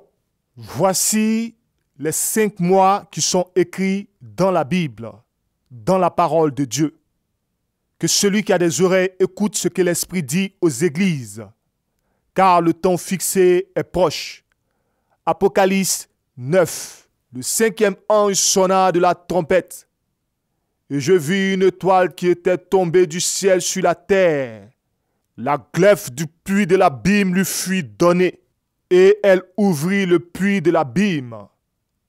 Et il monta du puits une fumée, comme la fumée d'une grande fournaise. Et le soleil et l'air furent obscurcis par la fumée du puits. De la fumée sortit des sauterelles, qui se répandit sur la terre. Et il leur fut donné un pouvoir comme le pouvoir qu'ont les scorpions de la terre. Il leur fut dit de ne point faire de mal à l'herbe de la terre, ni à aucune verdure, ni à aucun arbre, mais seulement aux hommes qui n'avaient pas le sceau de Dieu sur le front. Il leur fut donné non de les tuer, mais de les tourmenter pendant 5 mois. Et le tourment qu'elles causaient était comme le tourment que cause le scorpion quand il pique un homme. En ces jours-là, les hommes chercheront la mort, et ils ne la trouveront pas. Ils désireront mourir, et la mort fuira loin d'eux. Je vais m'arrêter là un instant pour vous en donner l'explication. Comprenez bien à cela. Ceci est la grande tribulation que nous allons vivre, tous, durant 5 mois sur cette terre. Je vous explique. Notez bien dans le livre d'Apocalypse 9 au verset 1. Quand cette étoile va tomber sur la terre, il y aura en même temps dans le ciel des voix, des tonnerres, des éclairs et un grand tremblement de terre que ce monde n'a jamais connu. Vous pouvez trouver cela dans le livre d'Apocalypse 8 au verset 5. Ces événements vont se produire dans le même temps. Le cinquième ange sonna de la trompette. Qu'est-ce que cela signifie? Cela signifie pour marquer un temps. C'est-à-dire quand le temps arrive. C'est juste pour marquer les temps. Mais ce n'est pas qu'il y a un ange qui se tient pour sonner la trompette. Quand on dit le cinquième ange sonna de la trompette, c'est pour dire quand le temps arrivera. Car les anges sont là pour marquer les moments. Comprenez bien cela. Et je vis une étoile qui était tombée du ciel sur la terre. Qu'est-ce que signifie cette étoile? Cette étoile, sur un plan spirituel, signifie le Seigneur Jésus-Christ. C'est pour cela qu'il est écrit dans le livre d'Apocalypse 22 au verset 16. Moi, Jésus, j'ai envoyé mon ange pour vous attester ces choses dans les églises. Je suis le rejeton et la postérité de David, l'étoile brillante du matin. Donc nous revenons à l'explication. Apocalypse 9 au premier verset. Et je vis une étoile qui était tombée du ciel sur la terre. Cette étoile représentant le Seigneur Jésus-Christ. Et si cette étoile tombe sur la terre, c'est-à-dire que le Seigneur Jésus-Christ revient sur la terre pour juger les vivants et les morts. C'est le jour de la résurrection. Écoutez bien. La glaive du puits de l'abîme lui fut donnée. Qu'est-ce que signifie la glaive? La glaive signifie la clé. Du puits de l'abîme, le puits de l'abîme, c'est le séjour des morts. Donc la clé du séjour des morts lui fut donnée. Nous pouvons voir cela dans le livre d'Apocalypse 1 au verset 17 à 18. Quand je le vis, je tombai à ses pieds comme mort. Il posa sur moi sa main droite en disant, « Ne crains point, je suis le premier et le dernier, et le vivant. J'étais mort, et voici, je suis vivant au siècle des siècles. Je tiens les glaives de la mort et du séjour des morts. » Je répète ici, bien-aimé, je tiens les glaives de la mort et du séjour des morts. Revenons au livre d'Apocalypse 9, au premier verset. La glaive du puits de l'abîme lui fut donnée, c'est-à-dire la clé du séjour des morts lui fut donnée. Parce que quand cette étoile qui représente le Seigneur Jésus-Christ tombe sur la terre, c'est-à-dire vient sur la terre, il y a là la résurrection, parce qu'il a la clé du séjour des morts. C'est ce que la parole de Dieu appelle ici dans ce verset le puits de l'abîme, le séjour des morts. Donc je reprends une partie de ce verset. Et je vis une étoile qui était tombée du ciel sur la terre. Et puisque cette étoile représente le Seigneur Jésus-Christ, ici il est écrit qui était tombé du ciel sur la terre. Attention, ce n'est pas que le Seigneur Jésus va tomber du ciel sur la terre. Non, ces paroles sont proverbiales et indicatrices. Écoutez très bien. 2 Timothée 4 au premier verset. Le Seigneur Jésus revient pour juger les vivants et les morts. Apocalypse 1 au verset 7 à 8. Voici, il vient avec les nuées, et tout œil le verra, même ceux qui l'ont percé, et toutes les tribus de la terre se lamenteront à cause de lui. Oui, Amen. Je suis l'alpha et l'oméga, dit le Seigneur Dieu, celui qui est, qui était et qui vient, le Tout-Puissant. Et comme il est écrit dans le livre de Daniel 2 au verset 45 et dans le livre de Daniel 2 au verset 34 à 35.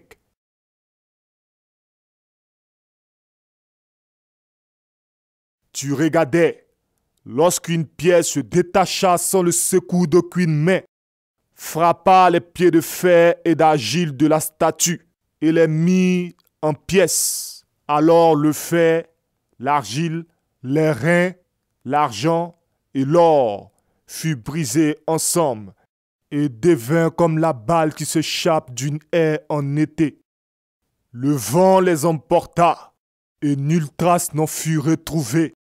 Mais la pierre qui avait frappé la statue devint une grande montagne et remplit toute la terre. Et cette pierre qui se détache sans le secours d'aucune main et qui remplit toute la terre représente le Seigneur Jésus-Christ. C'est pour cela qu'il est écrit dans le livre des Actes des Apôtres 4 au verset 11. Jésus est la pierre rejetée par vous qui bâtissez et qui est devenue la principale de l'angle. Luc 20 au verset 18.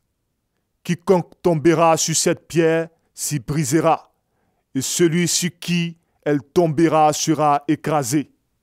Et tous ces prophètes qui m'ont précédé dans ce pays que l'on appelle la Côte d'Ivoire, mais qui n'est pas en réalité son vrai nom, car l'Éternel lui donnera un nouveau nom, comme il est écrit dans le livre d'Ésaïe 62 au verset 2. Ces prophètes qui m'ont précédé et qui ont dit que Dieu va libérer la Côte d'Ivoire sans le secours d'aucune main. Oui, c'est parce que cette pierre qui représente le Seigneur Jésus-Christ revient bientôt. Elle se détachera sans le secours d'aucune main et elle deviendra une grande montagne. Oui, la nouvelle Jérusalem, la montagne de l'Éternel. Elle va remplir toute la terre. Oui, parce que les nations marcheront à sa lumière, à la lumière de cette pierre qui va tomber sur la terre, qui représente le Seigneur Jésus-Christ. C'est pour cela qu'il dit que nous sommes la lumière du monde. Matthieu 5 au verset 14. Oui, ce pays que l'on appelle la Côte d'Ivoire, la nouvelle Jérusalem, est la lumière du monde. Revenons à la première explication. Apocalypse 9, au premier verset. Et je vis une étoile qui était tombée du ciel sur la terre. Cette étoile, spirituellement parlant, représente cette même pierre de Daniel 2, au verset 34 à 35. Ça représente sur un plan spirituel le Seigneur Jésus-Christ. Donc, comprenez bien, quand il est écrit « Et je vis une étoile qui était tombée du ciel sur la terre », Dieu va faire tomber du ciel sur la terre une grosse pierre qui représente une étoile. Et cette étoile, spirituellement parlant, représente le Seigneur Jésus-Christ. Donc comprenez bien à cela. Ce n'est pas que le Seigneur Jésus-Christ lui-même va tomber sur la terre. Non, l'Éternel Dieu va rentrer en jugement avec les nations à partir de cette grosse pierre, spirituellement parlant, qui représente le Seigneur Jésus-Christ. C'est l'étoile du Seigneur Jésus-Christ. Ce n'est pas cette étoile que Dieu va rentrer en jugement avec les nations. Donc comprenez bien, le Seigneur Jésus ne va pas tomber sur cette terre, mais il va faire tomber une pierre qui représente spirituellement parlant son nom. Parce que cette étoile, cette pierre vient de lui. C'est pour cela qu'il dit dans le livre d'Apocalypse 22 au verset 16, « Je suis l'étoile brillante du matin ». Et dans le livre des Actes des Apôtres 4 au verset 11, Jésus-Christ est cette pierre.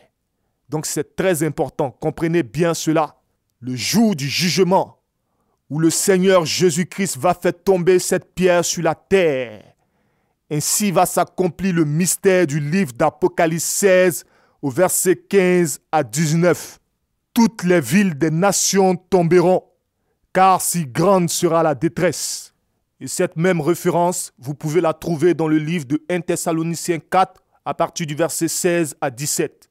C'est de ce même ange d'Apocalypse 9 que l'apôtre Paul parle dans le livre de 1 Thessaloniciens 4 à partir du verset 16 à 17. Revenons à l'explication. Apocalypse 9 au verset 1. Le cinquième ange sonna de la trompette, et je vis une étoile qui était tombée du ciel sur la terre. La glaive du puits de l'abîme lui fut donnée. Au verset 2, et elle ouvrit le puits de l'abîme. Comprenez bien à cela. Quand cette pierre va se détacher sans le secours d'aucune main et qu'elle va tomber sur la terre, cela va causer un grand tremblement de terre que ce monde n'a jamais connu.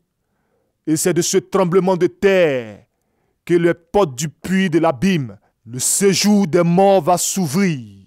C'est pour cela qu'il est écrit, « Et je vis une étoile qui était tombée du ciel sur la terre. La glaive du puits de l'abîme lui fut donnée, et elle ouvrit le puits de l'abîme. » Oui, cette pierre-là va secouer les portes du puits de l'abîme, et les morts vont reprendre vie. C'est ce qui explique la clé qui a été donnée à cette étoile. Et Dieu va rentrer en jugement avec les nations. Sur qui cette pierre-là va tomber, cette personne-là sera écrasée. Et nous sommes 7 milliards d'habitants sur cette terre. Et un tiers va mourir dans ces événements qui vont se produire. Faites 7 milliards divisé par 3. Plus de 2 milliards 333 millions de personnes qui vont mourir dans ces événements dans peu de temps. Vous pouvez vérifier cela dans le livre d'Apocalypse 9 au verset 18 et dans le livre d'Apocalypse 8 au verset 5 à 13. Et tous, nous allons vivre cette grande tribulation. Et moi, votre frère Jean, j'ai part avec vous dans cette grande tribulation, au royaume et en persévérance en Jésus-Christ. Et toutes maisons seront éprouvées par le feu. La maison de paille, la maison de fer, la maison de bois, la maison d'argent et la maison de l'or. Toutes maisons seront éprouvées, et que votre maison soit trouvée construite sur le roc. Et quand surviendront le vent et la tempête, parce que cette maison est construite sur le roc, elle résistera. Oui, je parle de ton propre corps. Ne souille pas ton propre corps. Donne ta vie au Seigneur Jésus-Christ. Ta famille et toi, vous serez sauvés. Je reprends l'explication. Apocalypse 9, 1 et 2. Le cinquième ange sonna de la trompette, et je vis une étoile qui était tombée du ciel sur la terre. La glaive du puits de l'abîme lui fut donnée, et elle ouvrit le puits de l'abîme. Et il monta du puits une fumée, comme la fumée d'une grande fournaise.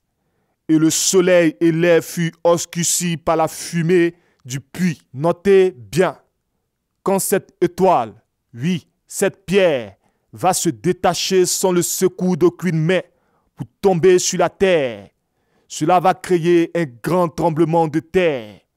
Et c'est par ce tremblement de terre que la porte du puits de l'abîme va s'ouvrir, c'est-à-dire le séjour des morts, et les morts vont reprendre vie. Et par le fracas et par les catastrophes que vont causer cette pierre, il y aura beaucoup de fumée sur la terre.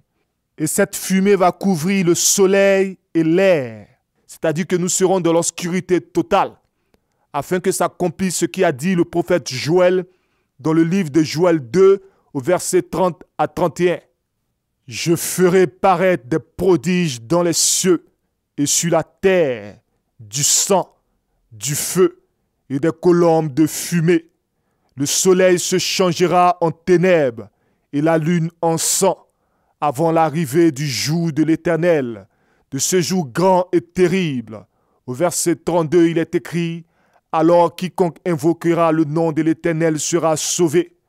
Le salut sera sur la montagne de Sion et à Jérusalem, comme l'a dit l'Éternel, et parmi les réchappés que l'Éternel appellera. » Ce même verset, tu peux le retrouver dans le livre de Matthieu 24 au verset 29 et dans le livre des Actes des Apôtres 2 au verset 19 à 21. Donc, je reviens à l'explication. Apocalypse 9 au verset 2. Et elle ouvrit le puits de l'abîme, et il monta du puits une fumée comme la fumée d'une grande fournaise, et le soleil et l'air furent obscurcis par la fumée du puits, à cause de la colère de cette pierre qui rentre en jugement avec les nations. La fumée va jaillir de la terre, et nous allons vivre l'obscurité totale. Pendant 5 mois, nous serons coupés de la lumière. Le soleil ne donnera plus sa lumière parce qu'il y aura la fumée partout sur cette terre. Cela n'est ni une illusion, ni une science-fiction, mais c'est l'Esprit Saint qui produit en moi des visions afin d'annoncer les choses à venir. Car je suis ravi en esprit au jour du Seigneur. Que celui qui a des oreilles entende ce que l'Esprit dit aux églises. Car le temps fixé est proche. Nous allons vivre 5 mois de ténèbres, coupés de la lumière, à cause de la fumée qui va se répandre sur toute la terre. Écoutez très bien. Apocalypse 9 au verset 3. De la fumée sortit des sauterelles qui se répandit sur la terre, et il leur fut donné un pouvoir, comme le pouvoir qu'ont les scorpions de la terre. Comprenez bien cela. Cette pierre qui va se détacher sans le secours d'aucune main, oui, cette étoile, qui va tomber sur la terre. Il y aura un grand tremblement de terre. Et c'est par ce grand tremblement de terre que la porte du puits de l'abîme, le séjour des morts, va s'ouvrir. Et tous ceux qui sont dans le séjour des morts vont sortir. Les morts ainsi que les démons. C'est ce qui explique les sauterelles qui vont sortir de la fumée. Car les sauterelles, ce sont les démons. Voici l'explication approfondie. Rappelez-vous, dans le livre de Luc 8, à partir du verset 26 jusqu'à 39, la parole de Dieu nous dit ici que il y avait un démoniaque en son temps qui dormait dans les sépulcres, c'est-à-dire dans les séjours des morts. Nous, les enfants de Dieu, nous avons l'esprit de vie en nous. Mais les gens de ce monde ont l'esprit de mort en eux, c'est-à-dire l'esprit de Satan. Bien vrai qu'ils sont vivants, mais ils sont déjà morts. Bref, quand le Seigneur Jésus guérit le démoniaque, les démons qui étaient dans le démoniaque prièrent le Seigneur Jésus de ne pas les ordonner d'aller dans l'abîme. Cela est écrit dans le livre de Luc 8 au verset 31. Parce que les démons viennent de l'abîme, c'est la demeure, le séjour des morts.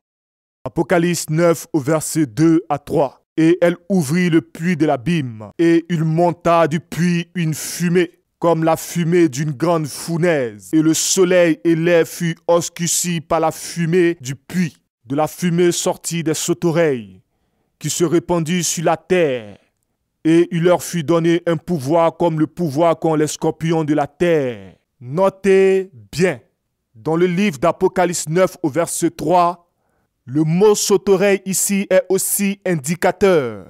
Rappelez-vous, à partir du livre d'Exode 10 au verset 4, au temps de Moïse en Égypte, les sauterelles ont été envoyées comme plaies parmi les 10 plaies d'Égypte.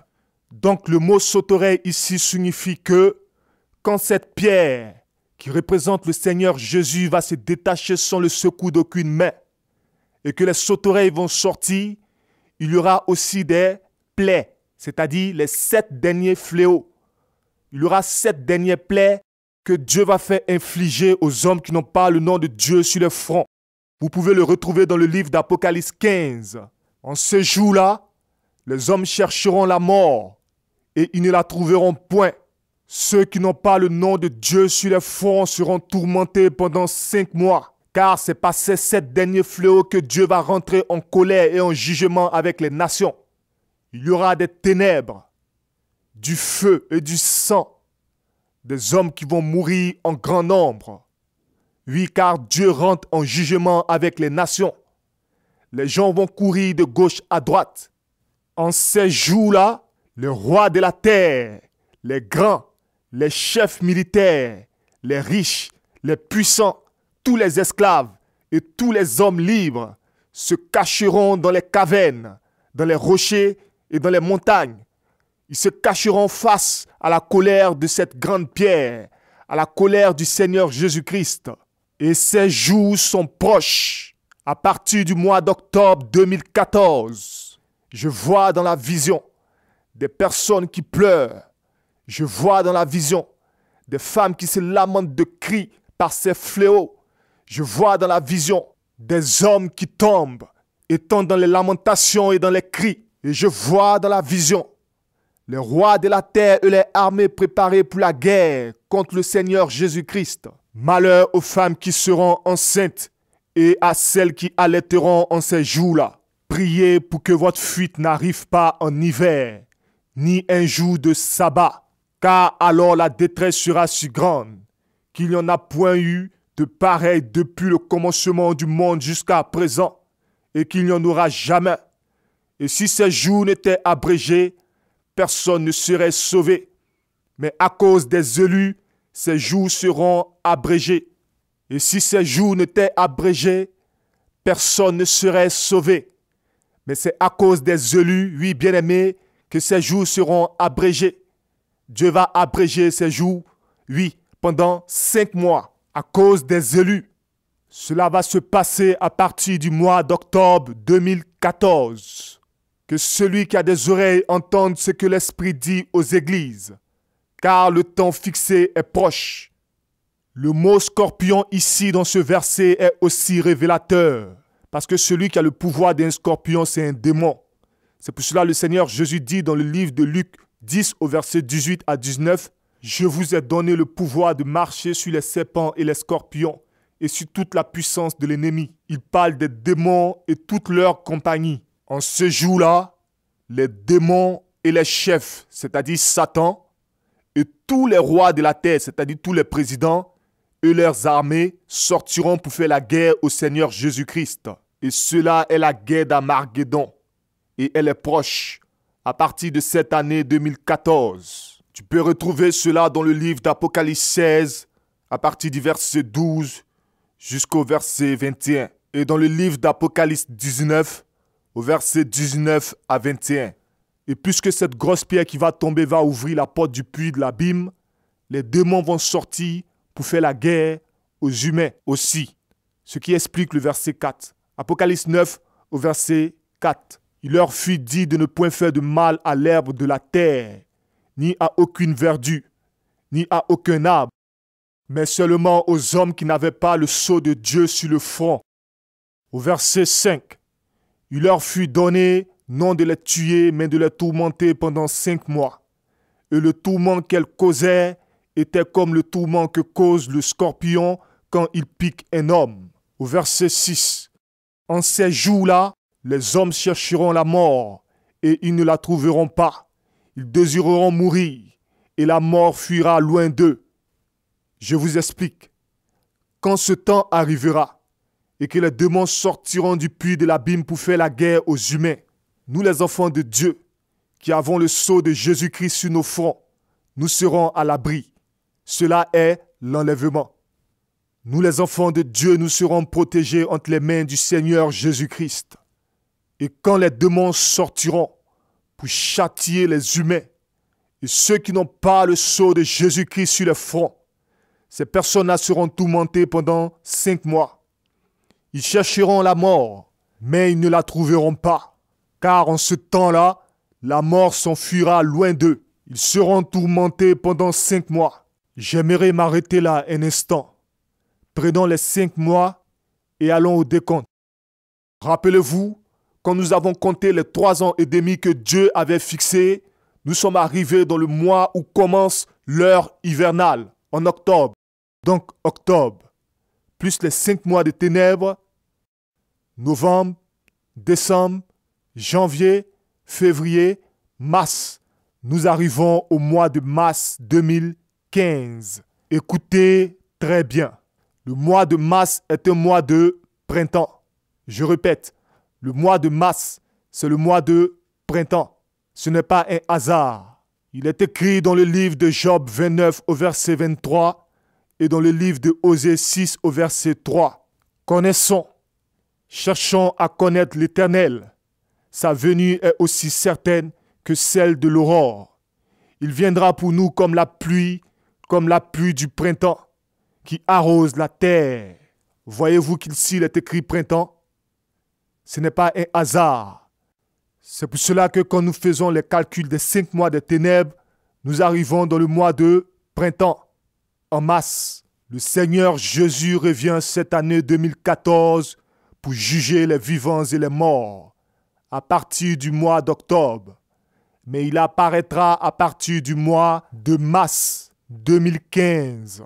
Pourquoi serons-nous obligés de passer des ténèbres à la lumière pour le nouveau monde, c'est-à-dire pour l'apparition du Seigneur Jésus-Christ? Comprenez bien cela, car Dieu ne change point. Il est écrit dans le livre de Genèse, quand Dieu créa le premier ciel et la première terre, Genèse 1 au verset 2 à 3. La terre était informe et vide.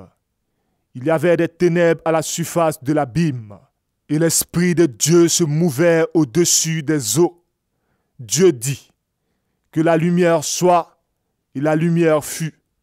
C'est ainsi que nous allons passer des ténèbres à la lumière pour la création du nouveau monde. Jésus-Christ étant la lumière du monde, apparaîtra après les 5 mois de ténèbres. Oui, bien-aimés, dans le mois de printemps. Ironie du sort.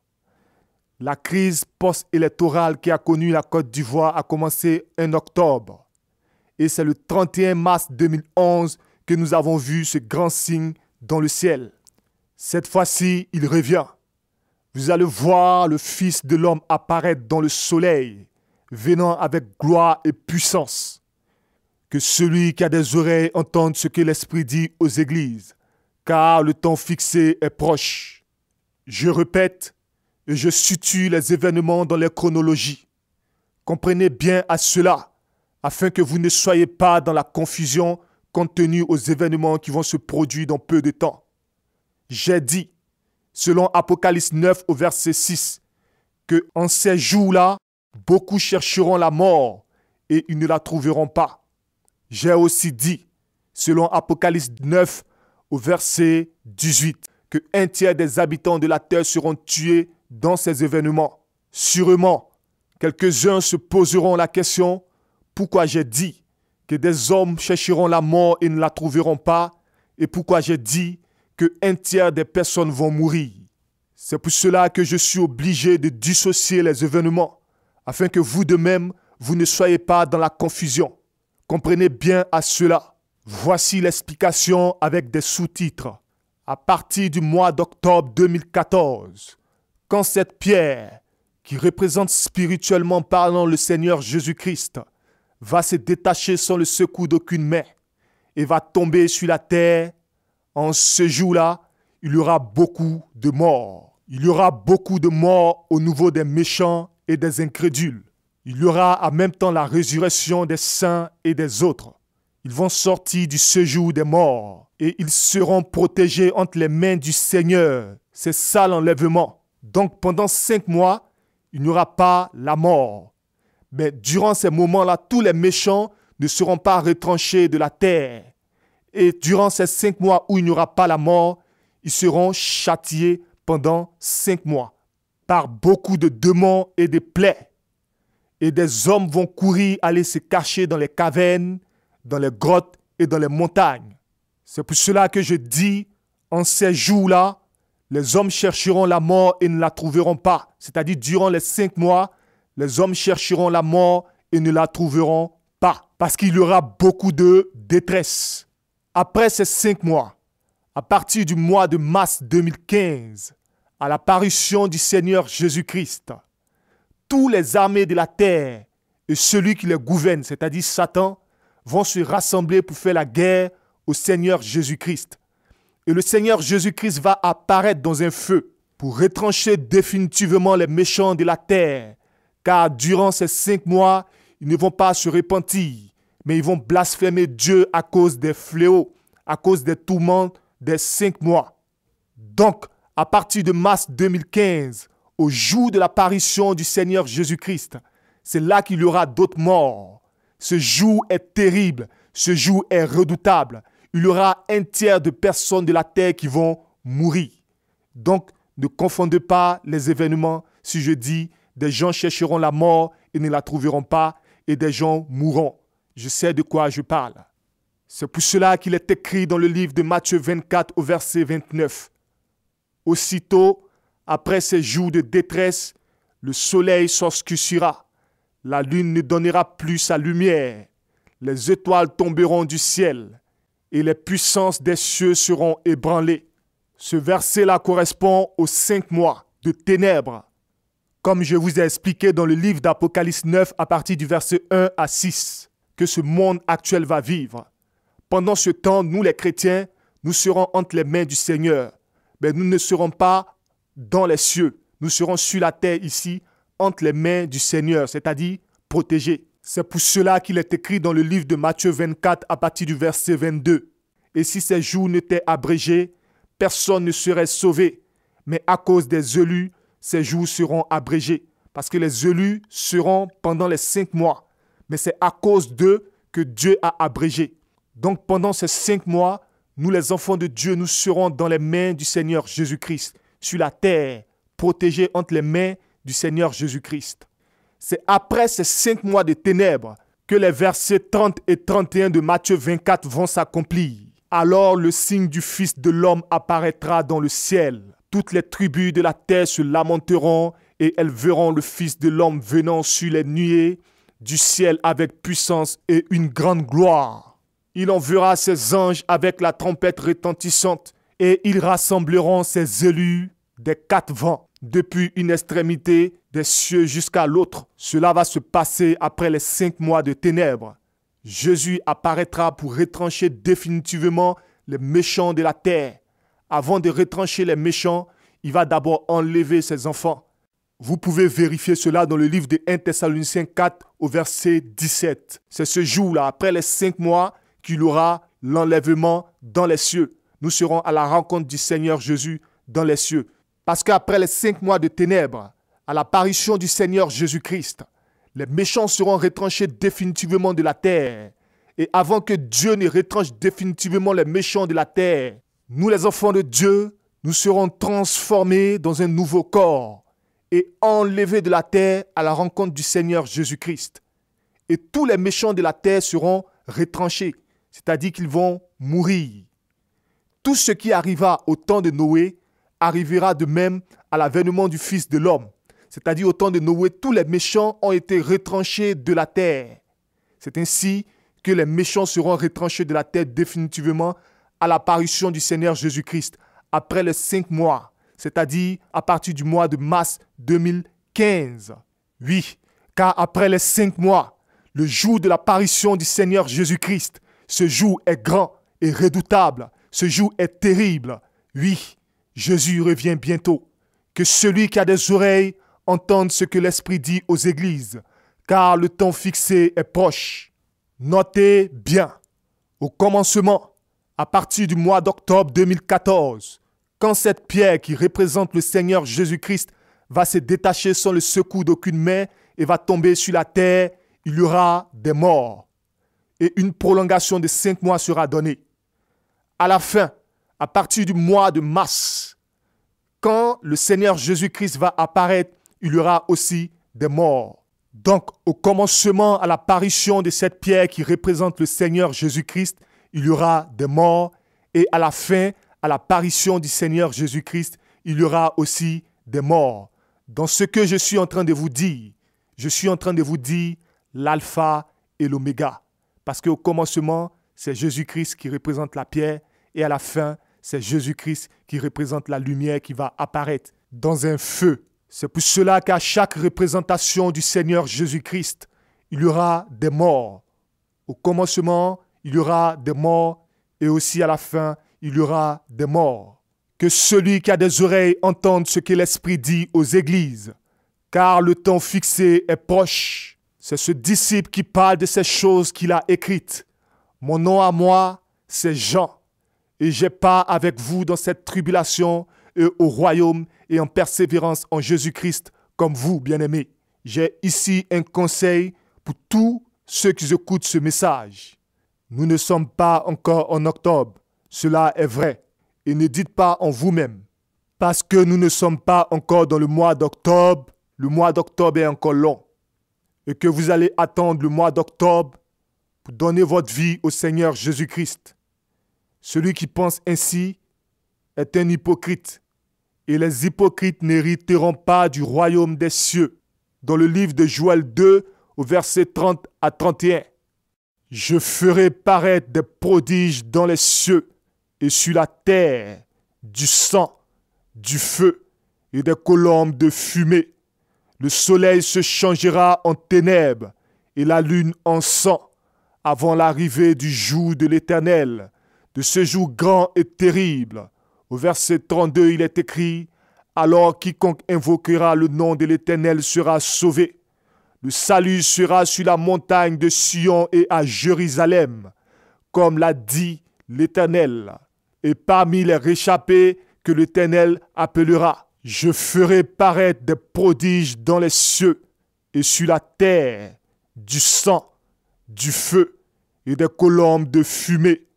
Le soleil se changera en ténèbres et la lune en sang avant l'arrivée du jour de l'Éternel, de ce jour grand et terrible.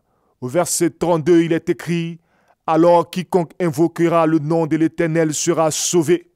Le salut sera sur la montagne de Sion et à Jérusalem, comme l'a dit l'Éternel, et parmi les réchappés que l'Éternel appellera. Que celui qui a des oreilles entende ce que l'Esprit dit aux églises, car le temps fixé est proche, et que la paix du Seigneur Jésus-Christ soit avec vous et vos familles. Salutations à vous tous, de la part de votre frère Jean. Que Dieu vous bénisse. Amen.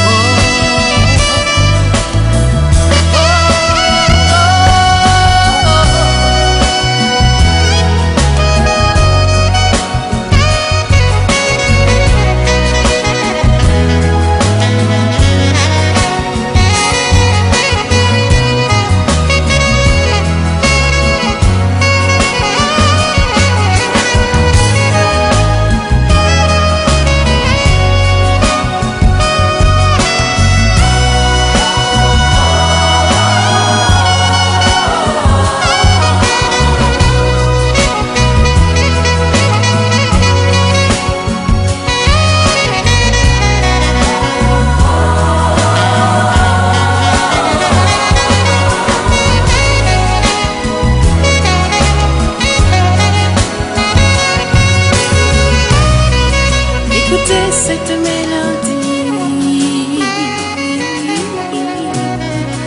il résonne du haut des cieux. Elle annonce le roi des rois,